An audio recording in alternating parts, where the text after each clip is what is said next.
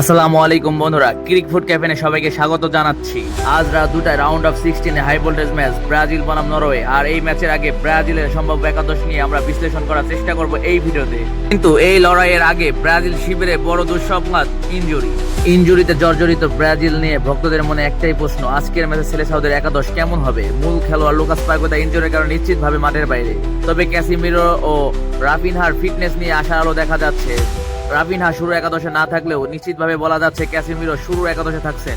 ইনজুরির challenge কাটিয়ে 4-3-3 ফরমেশনে আমরা একাদশটি সাজানোর চেষ্টা করেছি।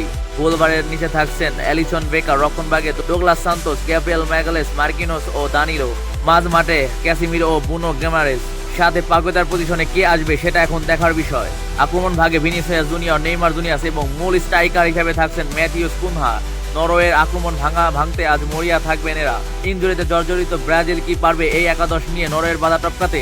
আপনাদের প্রেডিকশন কমেন্টে জানান। সব লেটেস্ট আপডেটের জন্য সাবস্ক্রাইব ও ফলো করুন ক্রিক ফুড ক্যাফে। সাথে থাকার জন্য ধন্যবাদ। দেখা হচ্ছে অন্য কোনো ভিডিওতে।